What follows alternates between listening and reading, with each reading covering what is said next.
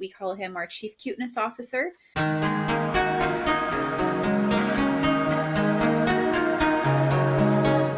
back to In Search of 42. My name is, of course, Felix Becker, and I am your very own success coach on this journey we call life. As before, I am here to share with you some incredible conversations with some amazing people, showcasing who they are, what they do, and how they can help you. And this week is no different. Anneliese Vance is an incredible person. She helps you with your SEO and marketing for your business, and she is incredibly family-oriented. What that means, you will of course find out in our conversation together. She has an incredibly unique approach to her business and her family, and I think you're going to find a lot of value in learning more about how she approaches her own professional as well as personal life. As before, if you like this stuff, please like, rate and review, share, subscribe, do all those things because it helps me reach more people, and the more people we can reach, the more people we can help. People just like you who are looking for the answer to life, the universe, and everything. If you want to work with Annelise, her contact information is in the description below. And if you want to work with me, my contact information is in the description below as well. But with all that out of the way, let's get right into my conversation with Anneliese Vance. All right, Annelise, so nice for you to be here. Thank you for doing this. Yeah, absolutely. So what I'm trying to do, what I'm trying to showcase with these conversations is who these amazing people are that are out there, what they do, and how they can help other people. So let's get right into it. Who are you? Well, that's a broad question. Well, I'm Anneliese Vance. I am a mommy CEO of Never Miss a Moment Consulting. And I always say that mommy comes before CEO. If you follow any of my content, you will understand why I say that. I've been dubbed by more than one person as the most family-oriented person on LinkedIn, which I have accepted as a badge of honor. I don't know if it's true, but I will keep the title. But yeah, we have a marketing consulting company. We help dad-owned businesses with done-for-you Google ads, and we give them their time and their life back. And I always say that we take marketing and advertising off their shoulders, so if their kids are small enough, they can be up there instead. So that is me in a nutshell, unless you have follow-up questions, but I think that's what you were looking for. Yeah, no, I think that's a fantastic start. As a dad myself, I can definitely relate to that. Granted, I'm divorced. Our household is divided, so I have my kids on weekends. So they don't really get to see what I do during the week, and on weekends I really try to spent my time with them, right? I really try to make a conscious effort to not be on the computer, leave my phone in a different room so that I can really spend more time with them. So I can definitely relate to that. It is the top family oriented person. Is that an actual badge on LinkedIn that you can get? Oh, no, Craig Andrews, who's a really good friend of mine, and I think I may have connected you. If I haven't, I should. He has a podcast, Leaders and Legacies, that I was just on that just came out February 8th. And he actually said that on the podcast. And then I wrote a post about it, and several people agreed with him. So I guess in their network, I'm the most family oriented person that they know. I feel like I could name some other people as well, but I guess I talk about family like some people talk about dads specifically, and my angle is more I help the dad have more time with his wife, with his kids, so the whole package. But I also have a huge cross niche of single dads and single moms that need support as well. So, just about being present with your kids and not trying to single anyone out by any means because, life happens. So I come from a rare percentage of the world, I would say, where my husband and I are still married. We actually celebrate 17 years a week from this coming Saturday.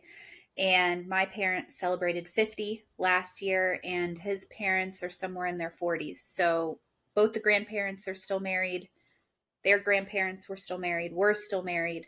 So our kids, thankfully, haven't had to see division, but I know that there's, reasons for it, and definitely not putting anyone down if that's their story. So that's just my story. Yeah, no, thank you. I mean, I appreciate that. I don't need to be put down in that regard. I mean, uh, a lot of mistakes were made in my past. Let's put it that way. I have nothing against my ex-wife. We just, it just didn't work out between the two of us. But the benefits for the kids are, I mean, they get the birthday celebrated twice. They get Christmas celebrated twice. They get everything celebrated twice, which is kind of exciting and right. And that's how we try to keep an optimistic outlook on the situation, even if it means sometimes driving and the arrangements of calendars sometimes is a little tricky as well as a result. But we manage. At the end of the day, the kids are the most important, so we really try to keep them in the focus. But your business too, by the way, and congratulations on almost 17 years of marriage. Thank That's you. Yeah, the last 2 years have been with two under two for a majority of it, all but December to March. Yeah, we're celebrating this year. It was a lot. Definitely a dynamic change. Grateful for it, no complaints, but it was a lot. no. I believe that. But two under two. Tell me about your kids. What's the age range that you have? Yeah, so my son, who I'm not going to mention any names, you can go read some posts. It might be hidden in there, but we call him our chief cuteness officer. And if you see a picture of him, you will know why he wields that cuteness and gets whatever he wants. Um, and it says the same acronym as CCO, so that's fun. I did a fun little parody post on him negotiating for more nap times, more goldfish, or later nap times, later bedtimes, more goldfish. And it was a picture. So if you find the post, it's a picture. We're at the zoo, and for whatever reason, he's scowling, and the rest of us are making goofy smiley faces. And so he said that he would smile when he got those things. So the next day, we always do on Fridays, we do a date at Costco. He's a cheap date, $1.99 pizza. I eat the pepperoni off. He eats the pizza, and he helps me shop. And my daughter gets her daddy daughter date on Friday with daddy, and he's smiling with a big cheese grin and his cheese pizza because he won the negotiations. So it was a fun little post that I did. But he just turned 2 in December, and my daughter will turn 4 in March. She is our brand manager. And I always say I'm fourth generation female owned business owner, and she will definitely be fifth. And my friend recently asked, what if she doesn't want to be an entrepreneur? And I said, well, she doesn't have to be, but whatever she does, she's going to be in charge. So that is, she has her mama's personality, her mama's smile, and looks like her dad. So it's fun. It's That's a fun. good mix. That's awesome. I at least know what to expect because, I was there however many years ago. So it's like she'll try the puppy dog face on me, and I just look at her and like, that doesn't work on me. That works on your dad. Just no. She's like, oh, drat. uh, yeah, I have two daughters, and they definitely have me wrapped around their fingers. So I can relate to your husband in that regard. But I love the truly, like, you're not just a business that helps other families. You're truly a family oriented business. I mean, that's a fantastic way of incorporating your work with the rest of your family. I mean, everybody's involved. It's almost And it was just, you sparked a thought. When Quinn was 6 months old was when I started on LinkedIn, and people would book dates with him for Zoom calls. They would pick the times when they knew he was awake. Um, and my daughter has come to networking events and passed out business cards. I mean, she's chased people down.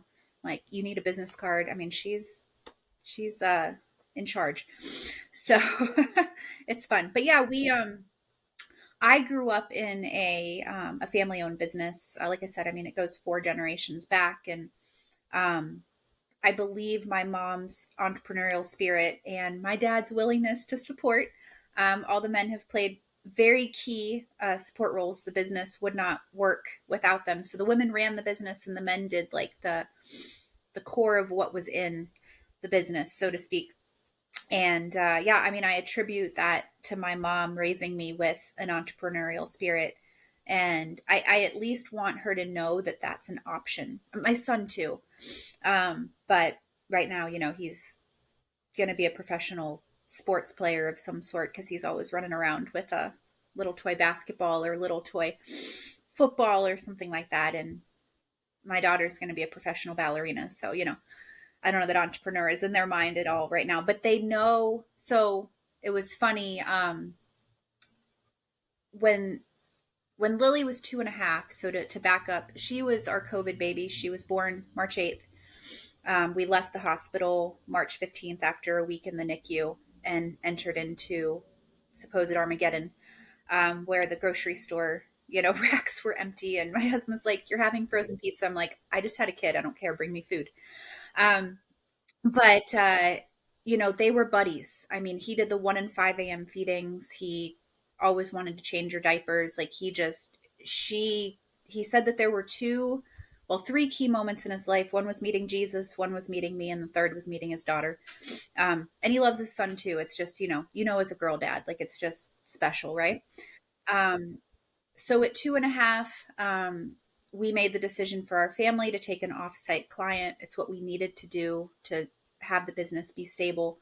Well, she's 2.5, so it's right when her emotions were kicking in, and it's been hard. It's been a hard 18 months for her, and she's looking forward to March when that's our goal, to bring Daddy home full time. Uh, we earned 3 days of his time back last May, and our goal is to earn the other two back by this first quarter here. Um, but and I had a thought of why I was saying this, and I totally forgot. I'm having mommy brain right now. Felix, what were we just? What what got me on that tangent? Help me out. Bring me back. I was telling this story for a reason, but I distracted myself. It's fine. Yeah, no, no, that's fine. Don't worry about it. So your husband is still working a different job? No, it's an offsite client, so he does sales consulting for them. Um, but the owner could have him be remote. He just likes to be in control. So we're going to put ourselves in a position to not have to do that. But anyway, they're buddies, and I completely distracted myself as to why. I was telling this story, but anyway, go ahead. We were talking about my business for some reason, and you said something and it triggered it, but I can't remember where I was No, no, going. it's all good. You have this is just a fascinating setup that I truly love, and because I've been looking at ways to incorporate my daughters into my business at some point. Yeah. This is really kind of a cool concept. Oh, I remembered Um, what I was ha- going to say. Thank you. oh, Oh, sure. before I forget. Okay, so when she was 2.5, with her nap time schedule to kind of mitigate part of him not being home, because Quinn was 6 months, so he didn't know what was going on. He still thinks my husband's behind his door every day, and I never open the door to let him know. He watches him walk out the front door and then thinks he's in his office at nap time. I'm not going to tell him. Our goal's for him to be home before he figures out that's not true. But my daughter, her role in the business was to take a nap because it brought Daddy home. And mommy's role was she was going to go do phone calls to bring Daddy home. So we were working together as a team. So the other night, I was putting her to bed, and she goes, "Mom, are you going to do phone calls to bring Daddy home?" And I was like, "No, not tonight, sweetie." But yesterday at nap, I was like, "Mommy's got 3 phone calls to bring Daddy home." So it's just this fun dynamic. My husband, I always say though, we have to come home after nap or bedtime because she literally still believes she brings us home. So that's her little role in the business right now, that and handing out business cards. So I've had all kinds of people suggest we put them on payroll. I don't know how to do that yet for being cute and passing out business cards, but we'll figure it out. Anyway, that was why I went down that road. No, obviously you're gonna figure that out, especially as they get older, and there's definitely advantages even to for their own financial future, to start making some money, even if it is for being the chief cuteness officer. Which I love that title. I may have to steal that for one of my daughters. So I'm curious though. you said this is a multi-generational family owned business. So you've been doing this pretty much your whole life, or did you ever leave the family business to do something different and came back? Yeah, so this is our business that we started 3 years ago, but every generation has the female has owned a business and run it. And the so to give you context, my great grandma sold makeup door to door. I don't know if it was Mary Kay. I doubt Mary Kay was back that far, but that was what they did. My grandparents had a craft business, so they went to craft shows. So my grandpa made the crafts, my grandma sold them. And then my parents, my dad was one of the most sought after chemists in the world. I mean, he went to China, he went to Sweden, he went all over the US to places that had pharmaceutical companies and flavoring companies. I don't know if I'm allowed to mention any of them on here, so I won't. But there's a really big one in Indy. There's one in Boston. If you know pharmaceuticals, you know what they are. He got offered a pay cut to move our family at the time, including my 90-year-old Nana, to Austin, Texas. A year later, we would have moved to Orlando, and a year later, we would have been stuck in the middle of Disney World without a job. So my dad has always been the responsible provide for your family baby boomer, which I'm totally edifying my dad when I say this. That's just always been his role. Um, so he's like, well, we can move or we can take a pay cut. What do you want? Or we can take severance. And my mom said, well, Joe, there's a third option. He goes, there is? She's like, yeah, I know how to run businesses and you know how to be a trainer. Just do what you do for us or for them, for us. So they did. Um, the company was not very organized. They left their contact book at the old office where my dad worked. So we got that information. I think snuck it back somehow. This was 30 years ago, so I don't know that anyone listening to this is going to care, but I wrote a post about it because I thought it was fantastic. And yeah, so I say I got my start in advertising at 11 because my dad would sign the letter, my mom would fold it, my 7-year-old sister put it in the envelope. I got stuck at the end licking the glue stick, the gluey envelope. But yeah, back then, I mean, the internet didn't come out till 3 years later when they had to close down their business. I don't know that it would have made a difference. Um, but they did it all through phone calls and writing letters and emails. Well, no, we didn't have emails then because of the internet, so it was all letters and phone calls. And my dad said, they just ran out of a list. And so I don't know that that planted a seed in my mind, maybe to do advertising later. I was in corporate sales for advertising for almost 14 years. And then they decided they didn't like that I did networking to build my business and couldn't get over it. So we parted ways, and I've slowly been picking off my old customers that like me better over the last 3 years. It's kind of been our story, and also helping some people I've met on LinkedIn and referrals. So yeah, 4 different businesses, but all business owners. Okay. But you went out on your own, well, not on your own first, but you went into the corporate world first to do some I did. advertisements. I did. Yeah. So my story is since I was 11, I thought I wanted to be an attorney. Um, there's a whole story behind that. But my god sister ended up passing away from cancer when I was 19. It was the first time I'd ever dealt with death, grief, anything. And so I just took a step back and was like, is this what I really want to do? Which I'm not glad she passed, but I'm really grateful that I got slowed down and I have nothing against attorneys. I have a lot of friends on LinkedIn and in my life that are attorneys. They're wonderful people, actually have good character. If you're listening to this, and it wasn't going to be for me. Um, I wouldn't have in my opinion, I wouldn't have the freedom that we have with our schedule today. But I wanted to advocate for people. So, through a series of just, when you're 19, you don't know what you want to do, most people. So I ended up selling, getting into sales, and then got recruited into the position I was in now. And I loved helping family owned businesses. That's probably why I stuck with it as long as I did.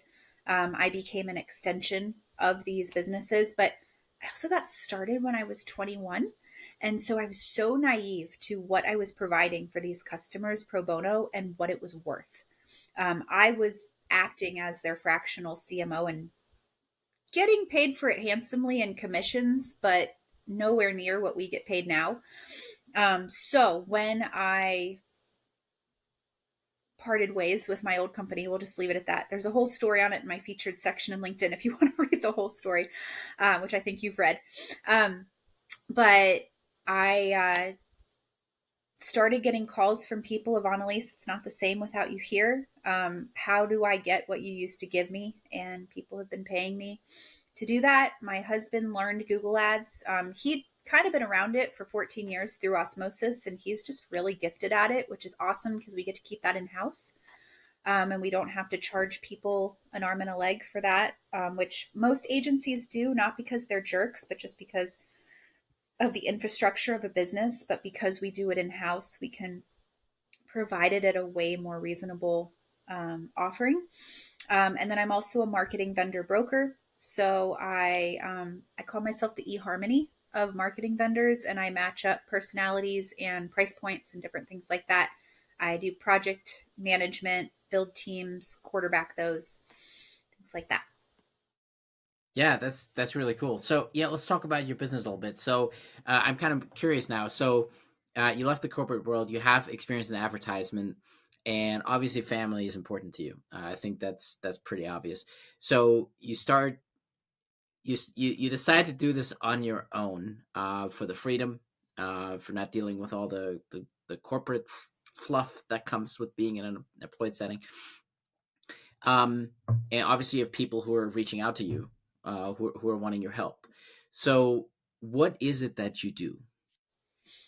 So, in a nutshell, three things. So the term that people are probably familiar with is fractional CMO is about the closest so chief marketing officer.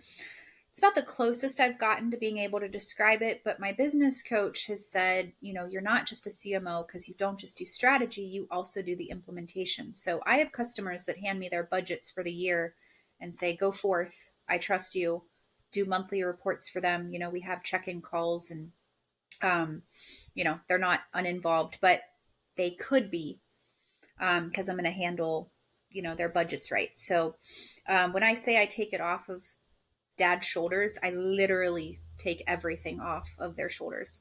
Um, with that, I'm also doing a lot of data analyzation. So on the Google side, I'm going in, I'm looking at the nitty gritty numbers, finding patterns, finding why things are going well, why things are going wrong. I've talked a lot about bots lately on Google. Uh,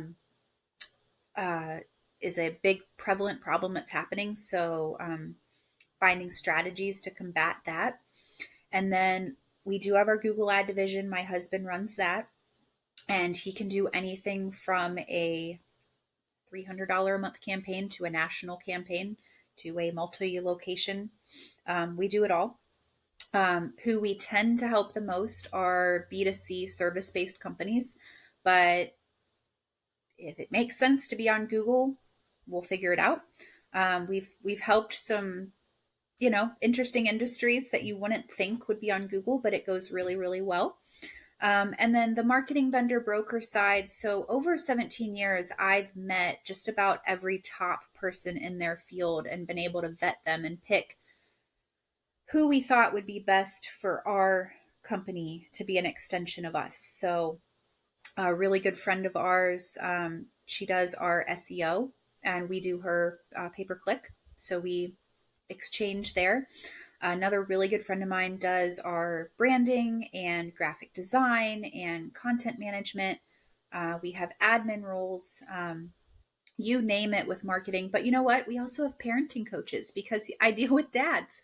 So we have a step parenting coach. Now I have one for teens that I just recently met earlier. So when I hear trigger words from my clients or they come to me and say, Annelise, do you know someone who does that? That's always my goal, is to be that person. Annelise, do you know? Um, and when that happens, they're basically going to trust whoever I recommend. So I have to be really, really good at recommending the right person or people for them to pick. And then they give me a share of the profits that we create together. and I pass it off to them, to someone that I can trust, another business owner. I never wanted employees. I don't have anything against anyone that has employees for their company, but I didn't like being one. So I didn't want to be someone else's boss. And I feel that other business owners are going to have a better vested interest in keeping that client, and more than an employee would. And it's not that employees are bad, they just don't understand what goes into owning something. Um, Business owners get a lot of flack for making profit. And it's like, yep, we did all the risk. We did. I don't apologize for it. Um, I mean, I think people should get paid well for what they do, but if I pass it off to another business owner, it's going to get handled. And if they pass it off to me, it's going to get handled because I want to keep that referral. I want another referral coming. I mean, it's just smart business ownership. So we have a pseudo agency, so to speak, without having the agency and all of the um, just infrastructure and cost that goes into it. I have really good friends that have agencies and it works for them, and it's great. It just wasn't our story and what we wanted. Maybe we could make more money if we did, but there's a lot of things. I always say one of the things I like to say on LinkedIn in my posts is provision is so much more than financial. There's providing your time, there's providing your presence, there's so much more to it. And those are things we wanted to be able to provide more than, here's a pony or whatever. So Yeah. No, that's so true. So for your clients, then, just to kind of clarify this, I guess you have some clients that come at you and say, they just throw money at you and say, handle everything for me, which means you create the images and the copy and the scheduling and positioning and all that stuff. But then on the other hand, you have clients that come with content already; they just need help with positioning it out there.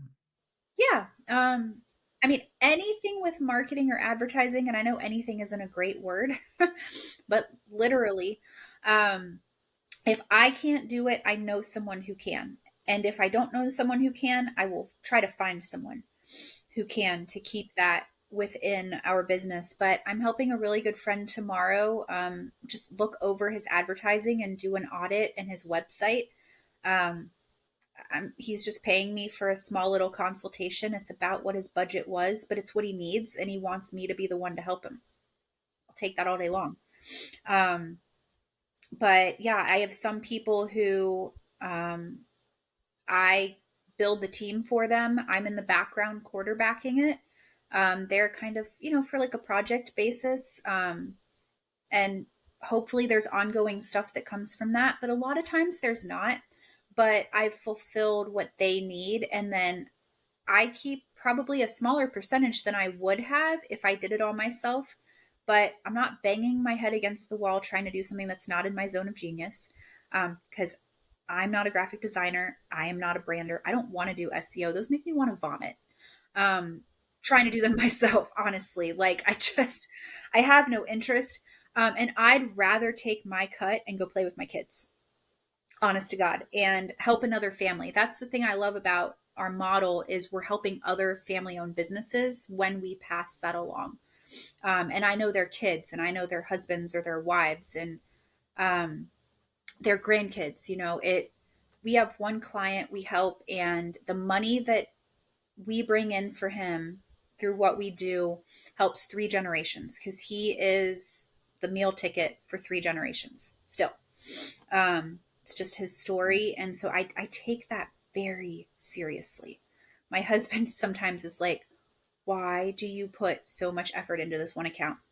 Well, one, he pays me to, but two, it's not just affecting him, it's affecting his kids, his grandkids, and his great grandkids. And I just don't take that lightly. So the mission is all through everything that we do. That's incredible. What's the like what for someone who doesn't have any experience with this kind of stuff or working with anyone like you, what's the usual time commitment like on average? I'm sure you've got clients that are just year long, but your average client, like, do you work with them for a month, for 3 months, 6 months, a year? Like, what's your usual connections with your clients? It's a really great question. It varies so much. What we do is so custom. I mean, we have one client, the one I was just mentioning. I've helped him since 2009. 3 years in our business, but back to corporate. Um, I mean, I think my goal is to always be involved in their business in some way, shape, or form. I mean, it pauses, but I would say more for the project based, it's probably more like 7 to 9 months. It's never really a year if it's like a project. Um, but my goal is to always try and figure out a way to stay in there. Like there's a gentleman right now, and just to give you an example, he runs a used car dealership here in the area. I was referred to him, did one of our audits for him to figure out what he was doing was not working. And my husband, and we didn't say that to then refer him to my husband. He just ended up being the best referral. And that's also what I love about what I do, Felix, is because we do have Google Ads in house, but because I make money, whether I refer you to SEO or Google Ads or branding or whatever, I really am not picking one over the other. I'm picking what's best for you. And I'll come back to the car dealership in a second. But I have a young lady. We set up an initial project, and what we initially set up, we needed to pivot twice. We needed to reduce her budget because she needed it for something else for a project. And then the young lady who I picked to help her with her social media is still helping her, but we pivoted from helping her with ads to helping her with content. And it all still worked out. So we can pivot within the project. And I'm there in the background to quarterback and make sure that's all happening. But this car dealership, he's a family friend. I mean, we pay him more than we should to do our oil changes because it employs his son-in-law and keeps some revenue coming in from the business. And used cars has just been struggling in just the pandemic. Like it's just been a really, really rough industry. And um, we ended up pausing the Google ads because it just wasn't what was best. But I've stayed in contact with him. So we haven't had any money running through our business, so to speak. We probably lost money because he's been doing car repairs for us, but we trust him. So, it's good. But there's a gentleman who I met on LinkedIn who specifically helps car dealerships, and I'm going to connect them. And he, we might make a percentage of that in the background for making the referral, but it's the best. It's what's best for him, and frankly could keep his business open. And I'm not so prideful or so selfish that I'm going to keep money coming in and say, you have to do this, but it's going to shut your business down. I just won't do that. When gas prices for diesel jumped from $4 to $6, we reduced our client's Google ad budget because if not, the cash flow, it would have crippled him. He would have gone out of business. And he's been in business as long as I've been alive. So we took a smaller percentage, on the management fee, but it kept him afloat, and then he increased his budget. So doing those things that are the right things to do, I always say I want to do what someone would do for our family owned business. I think one of the biggest USP or unique selling propositions I have is I get you because we are you. We are that family owned business, and I'm going to do what I would want someone to do for us. And I believe that's gone a long way with our clients. Yeah, no doubt. So, you obviously do a lot, and you really pour your own heart and soul into this, and you're taking, yeah, no, yeah, it's quite obvious. So you take the load off of the shoulders of dads and other family-owned businesses, but that also means you shoulder that burden, and you say you don't have employees, right? It's just you and your husband and your two kids, if you will. So, what do you do to balance your life, to be sure that you still have the time that is important to you with your family? Like, how do you do that? I am ginormous on boundaries and time blocking. Boundaries was one of the most life changing books that I ever read in my life. I had Never heard of it. And frankly, I don't know if you've read the book, but um, when I read it, I was probably what you'd consider a boundary buster because I'd never learned it. No one had ever educated me on it. I have a very type A personality that my parents, bless them, just didn't know how to temper. It was actually my husband. That's how I knew I met the right man when he was like, okay, this isn't going to work. Like, we're going to need to work on some of this. But I set really, really strict boundaries. So, Monday and Tuesday when Dustin's at the offsite client, I'm with my kids. I might answer some comments on LinkedIn, but from when they wake up to nap time, 8 to 2, you can't reach me.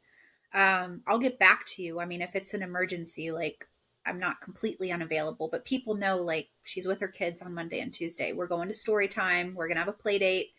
Um, you can get a hold of me from 2 to 3:30, maybe 4, depending on, we do have some later naps in our house and then some later bedtimes. It's just what works for us. But my kids know mommy's working. So chill out, she'll be there in a minute. But at 4, if you invite me to your audio room or your audio live event on LinkedIn, it's not personal, but I ain't making it because I'm with my kids. I'm going to take my daughter to dance class on Wednesday nights, and I'm going to peek at her through the little black curtain you're not supposed to look through because I'm watching my daughter. Weekends, I'm probably working on projects during nap and after bedtime, but I'm not having meetings. Um, I had someone invite me to speak at something, and I said, thanks, but no thanks. Like, it's Sunday. I'm with my family. It's not happening. So, if my son, when both my kids, we had 105-degree fever run through our house. It was a bug that one of them caught at Sunday school. I was with my kids and people understood. But I still get the job done. But people that work with me, they know that it's going to happen when I'm not with my kids. It's going to happen during nap times. It's going to happen after bedtime. I might be up till 1 a.m. because I'm spending time with my kids and sacrificing that.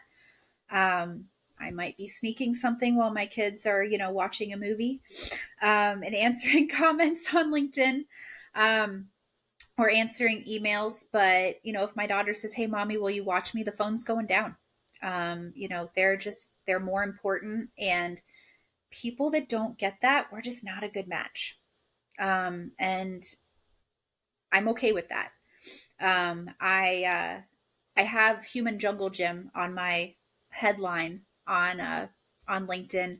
Donnie Boyven, who owns Success Champions, which is a networking group I was a part of for a while, gave me that phrase because I was literally on a call with him and my 6-month-old son was literally crawling, on me as a human jungle gym. But people really relate to that. I took it off for a little bit, but I put it back on because you know what? It's who I am and I'm not ashamed of it. It doesn't mean that I can't get the job done. I'm going to put the same tenacity and effort into your business and your family's business as I do in my family. I'm just going to do it on my time. And most people are like, oh, yep, she's with her kids. I get it.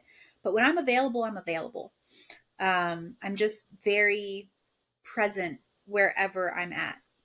So, No, I love that, and that's what I said earlier too. I mean, that's I'm very intentional, and I do set those boundaries around devices and business as well when my kids are around for that same reason, right? And I had a LinkedIn post about that too last week, I think, on setting those boundaries and right and putting myself and putting myself and my family first, and then everything else falls wherever there's space. But setting those priorities and is so important for them as well as for me.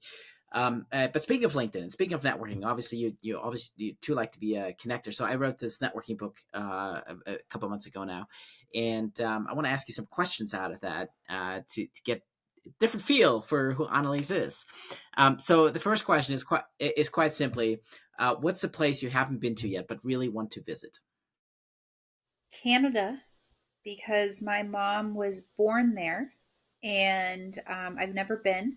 Um, Probably sneak Niagara Falls in there.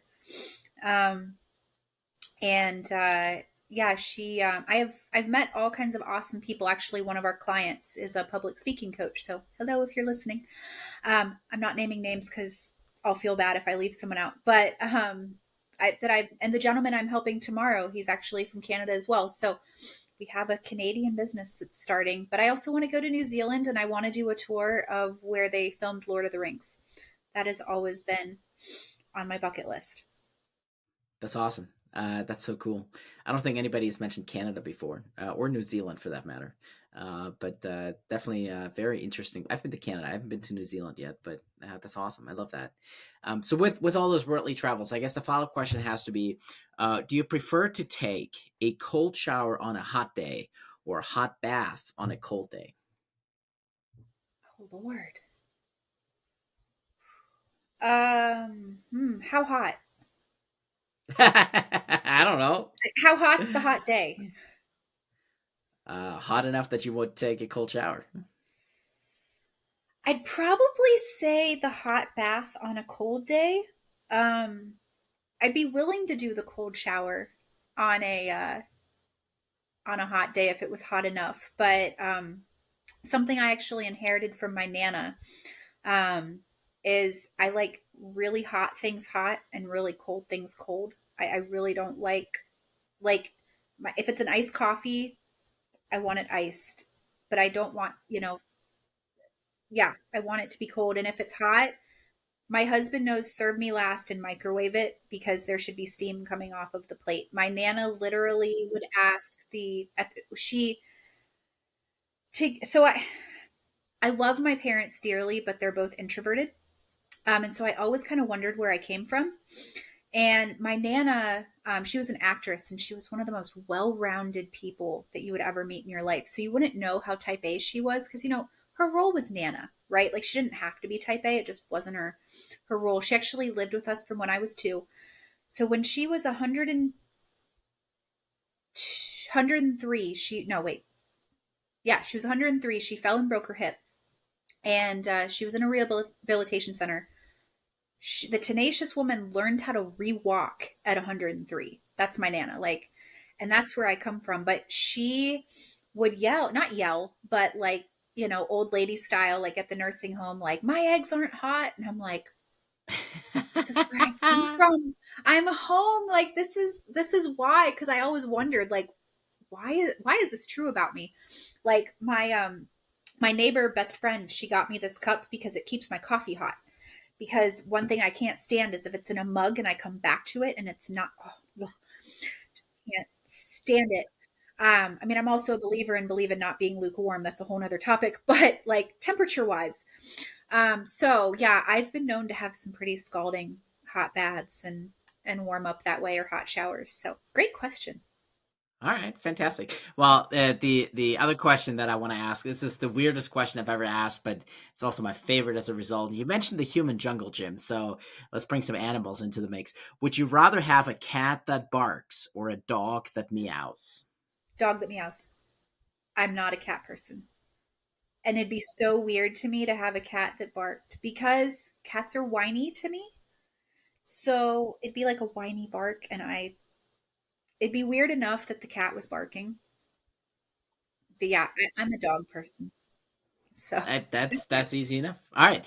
The next question for you comes from the previous guest. So every guest gets to ask the next guest a question, not knowing who that ooh, person is or when we're going to okay, record. So this question comes to you from Cheryl Lee, who is a certified life coach, and she okay. wants to know in what area of your life can you take the opportunity to shift from a fear-based approach to a love-based approach, or a fear-based mindset to a Oh, love-based mindset? that is In what such a area of good your life? question, and I love her already. Um, so I would say an area that I'm growing in is relaxing on budgeting. So, my husband's very much a giver. His mom is very much a giver. We joke. My daughter was the first girl in 5 generations. I beat out my father-in-law on that one. I was so happy because I really wanted a daughter. But and I love being a boy mom. Don't get me wrong, but it's fun having a little mini me. And she just shows up every time. When you know she's showing up with gift bags for the kids. Like that's just who she is. And my husband will literally give you the shirt off his back. He's done it. And I'm a giving person. I am. I'm like not trying to put myself down with this, but there has to be a purpose behind it, or I can hold a nickel till the buffalo yells, which is definitely probably rooted in fear. My mom, has openly talked like she grew up in financial struggles, and so I think some of that mentality got passed down just in how she parented, and she's come a long way, but she's also a very giving person too. So it's like, but I think those triggers are there, like as an entrepreneur, we're in a really good swing right now. But when we made the decision to serve fathers, we gave up a client that was almost a six-figure client for our family 2 weeks after my son was born. So the last 2 years, when I said we were celebrating, like we're celebrating a lot of things. But we felt so passionate about sticking to this mission, and we have so much more peace about it. But we gave up some money that we could have easily held on to be honest. And when you're sitting there and you have it's I think it's more as a mom, right? Like I've got two kids now. They've never wanted for anything, but when you're sitting there, like, is the money for the mortgage showing up? Or what are we going to do for groceries? Like, those are some hard questions sometimes when you're in early entrepreneurship. And so coming at that from a love based perspective is something I'm always still growing in. And I literally will sit down with my husband and be like, okay, I don't have to do this anymore. But there were moments where I was like, okay, this is what we have. Unemotionally and logically approach this and tell me what to do because I literally can't handle it right now. And he balances me in that way. And I'm sometimes like, hey, like, you want to come home? Can we like cool it over here? So we're Tyler Graham wrote about it this week or last week. He said that he was the brakes and his wife was the gas. And I'm probably more like that as personality wise, but when it comes to finances, I'm more the brakes and he's more the gas. So it's an interesting combination. So Yeah, totally. So with that, you get to ask the next guest a question now, not knowing yeah, who that person well, is, but the floor is yours.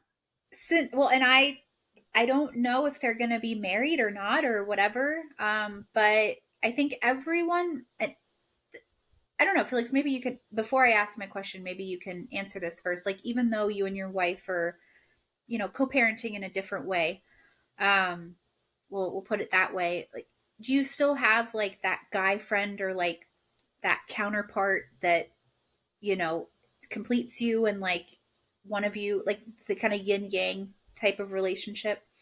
Would you say, even though you're not? I mean, I think my ex-wife and I are very amicable. I think we see most things from the same page in terms of parenting, at least, and what we're trying to accomplish. So, no issues there. It's just on a personal level between her and me that just didn't work out. But in terms of parenting, I think we're on the same page. What I was trying to think is if the person who comes on here is single and isn't married, right? Because I don't know who you are going to have on next or who's going to be asking this. But my question, and I love that Tyler said this, so it kind of fits in to be the question is like, are you the gas or are you the brakes? Um, and so I was trying to think like if they're not married, then maybe that's a weirder question for them. So maybe they have like a best friend that like one's the gas, one's the brakes. That's what I was trying to come up with there. Or maybe that's for you and your ex-wife too, like in parenting. Well, right, but I think it's a good question. I mean, it may not even I be, love it. maybe I'm not even totally from a stealing it. So romantic that's why I'm relationship, right? giving him credit. No, no, it's fantastic. So I think in terms of the question to the next guest, I mean, the question doesn't necessarily have to be for your romantic relationship or your spouse, your Right. partner, but So you'll in have your to formulate relationships it in in a way that general. makes sense for them. Yeah. You have to formulate it in a way that makes sense. I think I could do that. All right, Cool. Annalise, this has been fantastic. How can people reach Yeah. out to you? How can they connect with you? Yeah. So the main place that I hang out, just because I do have two kids under four, at least until March, is on LinkedIn. But I also am available on my website, never miss a moment consulting.com. There's no in that, it's never miss a moment consulting.com. I personally answer all of the messages on there. They come to me. There's no one else that is answering those, so they can reach me there. And yeah, those are. I'm on Facebook. I mean, I would get it if they did it on Messenger on my I would never miss a moment page, but I am most frequently on LinkedIn. Okay, awesome. I'll make sure all those links are in the description below so people can reach out to you very easily and readily. Any last words from you for the world? What I would say is we do have a first time offer package that we like to offer people. It gives people a really good taste of what we do. And so for anyone that will say mentions successWerk, because I'm looking at that behind your head, um, either in a DM or an email or wherever, just mention that you heard this. We'll give you access to that first time offer. It's highly discounted taste of never miss a moment consulting. But we put that together just because, to quote my friend Craig Andrews, sometimes a coffee date is necessary before a dinner date. If you haven't read his book, Make Sales Magical, it's life changing and an amazing book. Um, and I will tell the world about it because it changed our life. But sometimes people just need that taste of you, and they can get it on LinkedIn, they can get it on the podcast, or going to your website, but sometimes they just need to experience you. I mean, my husband and I, we knew very early on that we were going to get married from interacting with each other, but he started by taking me to breakfast. It wasn't a dinner date. So um, I love that analogy that Craig does. No, I think that's true, and it's so right. I mean, if you think about how many touch points it takes with individuals before you can sell them on your services, I think the idea of a coffee date before a dinner date makes perfect sense. Well, Annalise, this is fantastic. I love this. I was like, of course. Yeah, no, it's a fantastic analogy. I truly love it. I might have to Yeah, start using that myself. So, no, thank you for doing this. This has been absolutely sure. Thanks for wonderful. having me. I'm glad we met through Mark. I normally don't do social. I normally don't do social Saturday, but Mark did one, and I was like, all right, I'll hop on there and I'll say hello, just That's because I true. love It was Mark a so social much. Saturday, which would be It yeah. was. I You're right. definitely did not spend as much time with that as I should have, only because I had my kids, and so You were in the I right spent a place. couple I of didn't minutes here and either, there. but I'm like, Yeah. I'll hop on here as long as I can, and the right people. And I actually booked two podcasts from it, so I'm like, it was worth my time. There you Met go. That's some awesome awesome. dads. Yeah, Very cool. Well, thank you for doing this. I really you're appreciate being welcome. here. Awesome. Reach out to Annalise. Never miss a moment, and get your marketing set up right. All right. I really hope you enjoyed that. The questions that I asked towards the end are from my new book, The Simple Networking Tool. It's a great book that redefines how we network. It's all about who someone is and not what they are. So if you want to get your own book, it's available on Amazon. If you want to learn more, there's videos about it here on YouTube. So you can check out this amazing new social science experiment. I'm so excited for it. If you do get a book and you do start your own, please let me know how it goes and what your experience is like. I'm working on the second edition and I want to make it the best one yet. So be sure to tag me, let me know how it goes. Thanks for watching.